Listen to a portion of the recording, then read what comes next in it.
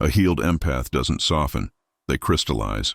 Most people think healing means learning boundaries, saying no, protecting your energy like you're wrapping yourself in bubble wrap. That's what the self-help industry sold you. But Edgar Cayce, the sleeping prophet who accessed the Akashic Records over 14,000 times, said something far more unsettling. He said a healed empath doesn't learn to block energy, they learn to transmute it. And according to researchers studying biofield interactions and heart coherence patterns, that distinction isn't just spiritual poetry, it's measurable. Scientists are now seeing electromagnetic signatures around individuals who've undergone deep psychological integration that differ radically from baseline populations. The data suggests something is fundamentally changing in the way certain people interact with their environment. But here's what no one tells you. The transformation isn't gentle. It's a complete rewiring of your nervous system, your consciousness, and your role in the collective field. And once it begins, there's no going back. If you're feeling this shift happening inside you right now, subscribe, because what comes next will redefine everything.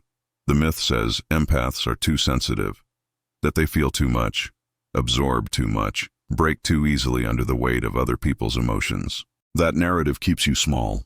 It keeps you thinking you're a victim of your own nervous system. But Cayce saw it differently. He said the spirit is the life, the mind is the builder, and the physical is the result. That framework changes everything. Because if you're operating from the physical level, absorbing every emotion in the room, collapsing under every argument, spiraling when someone near you is anxious, you're living in the result. You're downstream. You're experiencing the end product of energy that's already been filtered through someone else's mind, their wounds, their unprocessed trauma. You're a sponge, and sponges don't heal. They just get heavier. The wounded empath lives here, in the wreckage, feeling everything, understanding nothing, mistaking absorption for empathy, mistaking collapse for compassion. You walk into a room and within minutes you're carrying the unspoken tension of every person there. You don't even realize you're doing it. Your chest tightens, your thoughts scatter, you feel exhausted and you don't know why. That's not sensitivity, that's a nervous system that hasn't learned discernment. Cayce would say you're tuned to the wrong frequency. You're picking up the static, not the signal. And the longer you stay there, the more you convince yourself that this is just who you are, that you're fragile, that the world is too loud, that you need to hide. But then, something shifts. Maybe it's a breakdown that cracks you open. Maybe it's a moment of clarity so sharp it cuts through every lie you've been telling yourself. Maybe it's exhaustion so deep that you finally stop trying to save everyone and start asking a different question. What if I'm not supposed to absorb this? That question is the beginning. Because the moment you stop identifying as a sponge, you start operating from the mind. And the mind, according to Cayce, is the builder. This is where the transmutation happens. You stop asking, why do I feel this, and start asking, what is this energy trying to become? You stop collapsing under the weight of someone's anger and start recognizing it as unprocessed fear. You stop absorbing their grief and start seeing it as a call for something they can't name yet.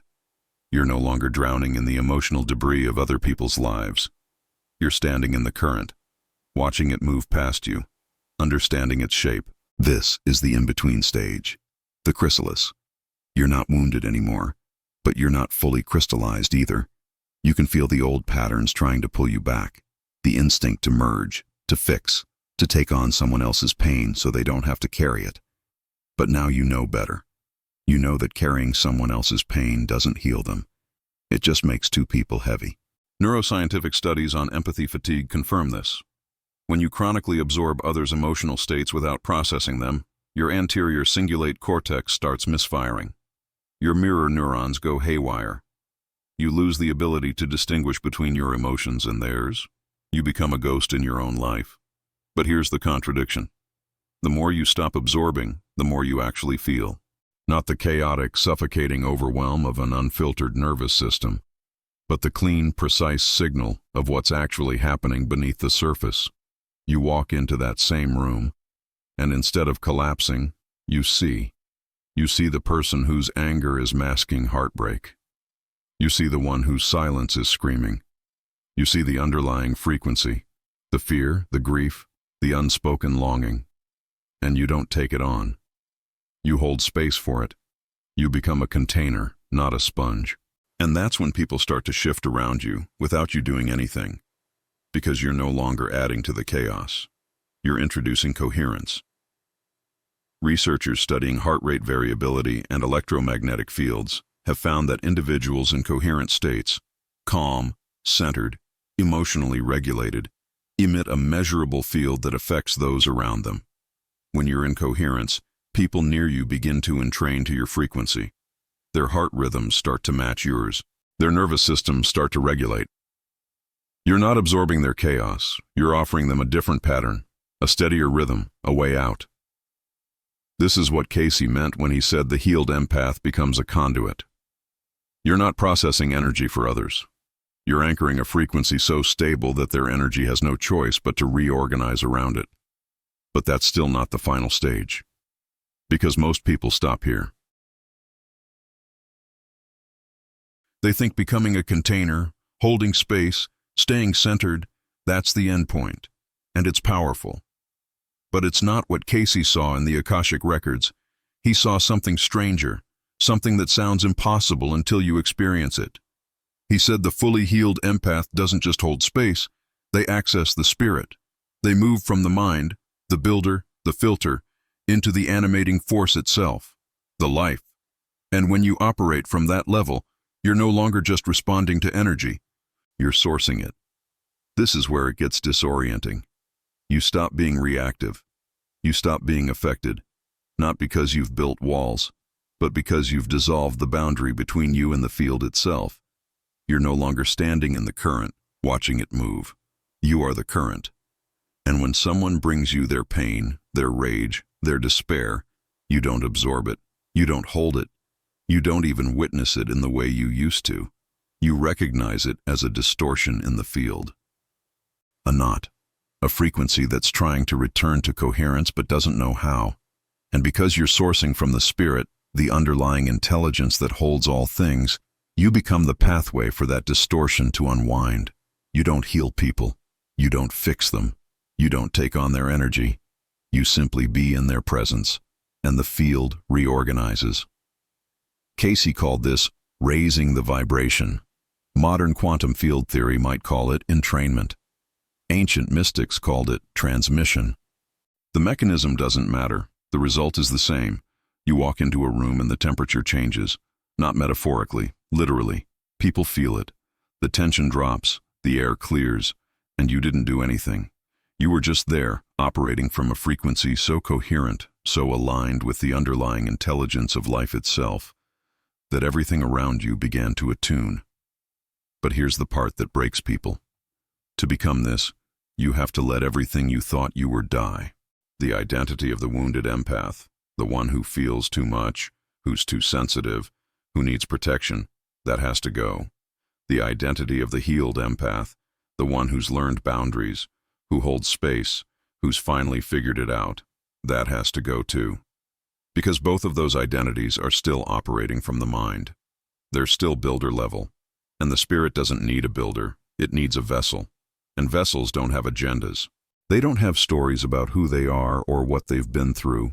They're empty, clear, available. This is what terrifies people. Because it sounds like spiritual bypassing. It sounds like erasing yourself. But it's the opposite. It's the most precise, embodied, grounded thing you'll ever do. You're not transcending your humanity. You're finally inhabiting it fully. You're not bypassing your wounds. You're letting them be the exact friction that polished you into a lens. Every moment you thought you were broken, you were being carved. Every time you absorbed someone's pain and it nearly destroyed you, you were learning the exact shape of what not to do. And now, on the other side, you're not fragile. You're not even strong. You're clear. Satellite data tracking geomagnetic field fluctuations has shown anomalous readings near individuals in deep meditative states, particularly those engaged in compassionate awareness practices.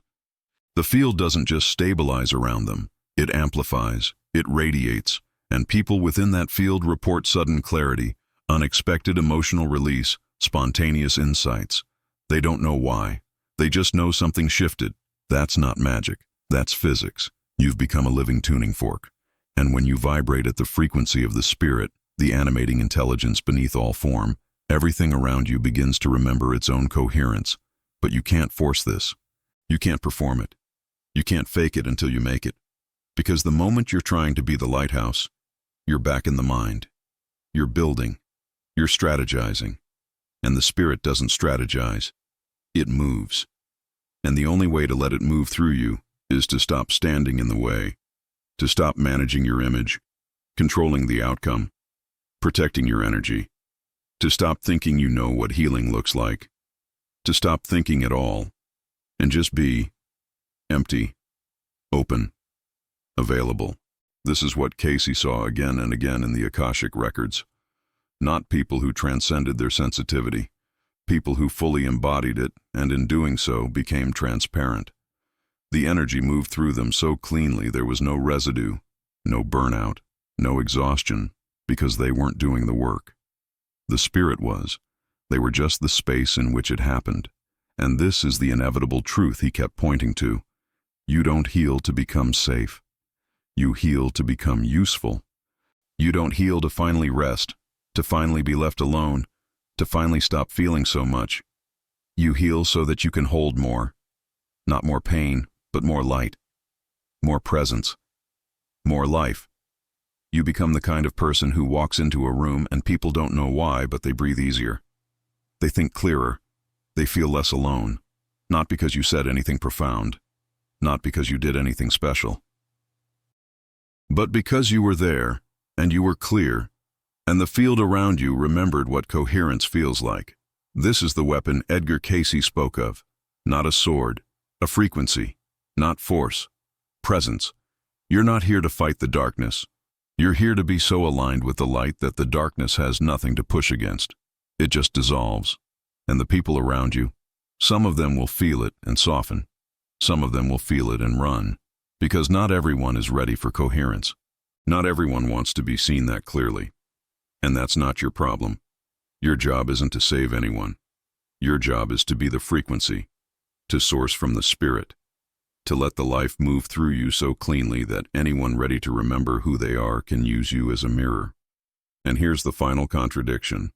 The more empty you become, the more powerful you are. Not powerful like control, powerful like a canyon, powerful like an open sky, powerful like a river that stopped resisting its banks and just flows.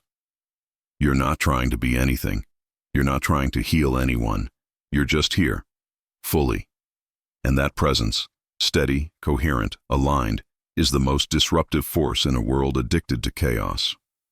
People will feel it and not understand it. They'll be drawn to you and not know why. They'll leave conversations with you feeling lighter and they won't be able to explain what happened. That's not because you're special. It's because you stopped pretending you were separate from the field.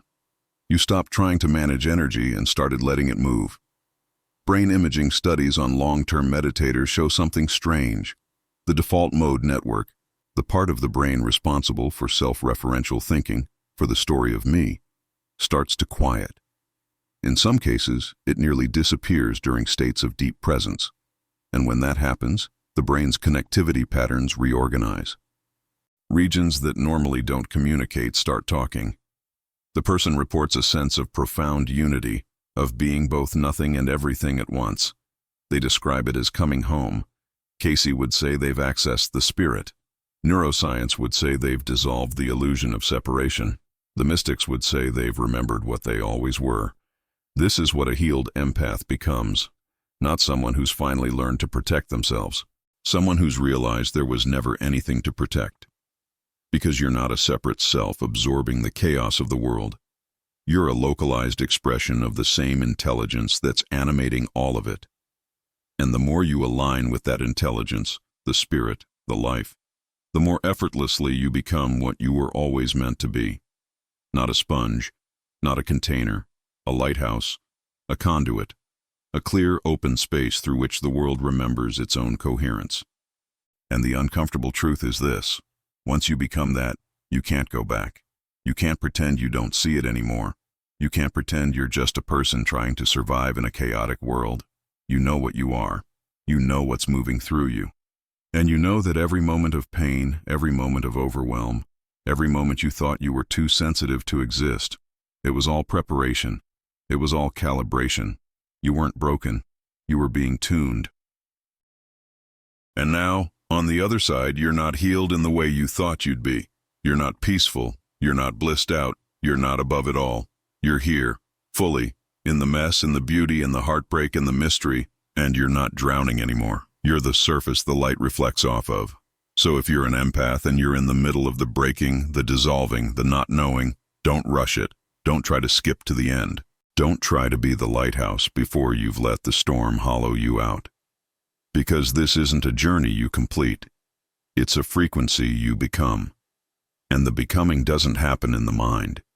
It happens in the letting go, in the surrender, in the moment you stop trying to be anything at all and just let the spirit move. Cayce said it again and again. You're not here to escape the world. You're here to transform it. And the transformation doesn't happen through force, through willpower, through trying harder. It happens through presence, through coherence, through becoming so clear that the people around you can't help but remember who they are when they're near you. And that presence, that crystallized, unwavering, spirit-sourced frequency, that's not the end of your sensitivity. It's the beginning of what your sensitivity was always for.